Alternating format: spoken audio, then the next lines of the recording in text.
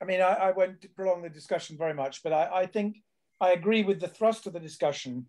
Helen started it, and Nabil and Mustafa have picked up on it, is that, and I think it's the lesson that we learned from Afghanistan, the lesson that I take from Afghanistan is that without a viable alternative to the Houthis, or in the case of Afghanistan, to the Taliban, the Houthis will win. And even if they don't win, they can stay and the situation continue. Both things, I think, they're both as bad as each other almost. The continuation of the war or a Houthi victory are almost as bad as each other in terms of outcomes. So how do we generate something which isn't either of those things? And I think what we saw in Afghanistan was that Western attempts to back up a corrupt and feeble administration failed.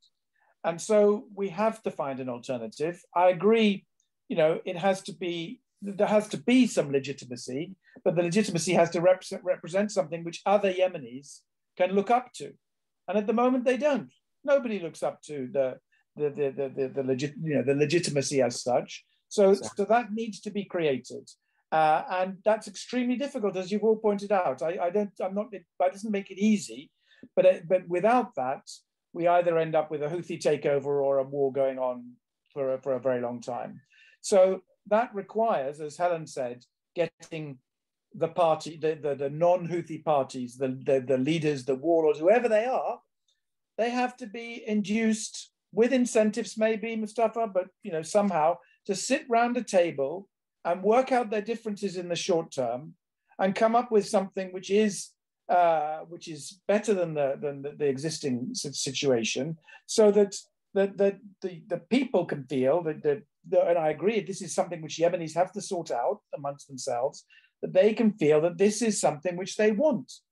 Because at the moment, I don't think there's anything, what's going on in Aden is not significantly better than what's going on in Sana'a.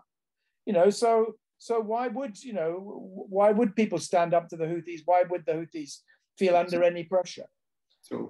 And that's difficult. I think it requires the Saudis to change their approach a bit, not completely, but it requires them to use more pressure and to understand that they have to use their muscle and their financial control over many of these things to bring about changes, whether that's in the central bank or whether that's on, I think that the closure of Sana'a airport and the obstacles at Hodeidah port are hugely in the Houthis' advantage at the moment. The Houthis are delighted. It takes all the pressure off them. These are things which should be brought to an end as quickly as possible. And only then will you start to see that the Houthis begin to feel a little bit of pressure. So we need to slowly build up pressure on the Houthis, and that involves those opposed to them working much more closely together and setting aside their disagreements for the time being, however difficult that is.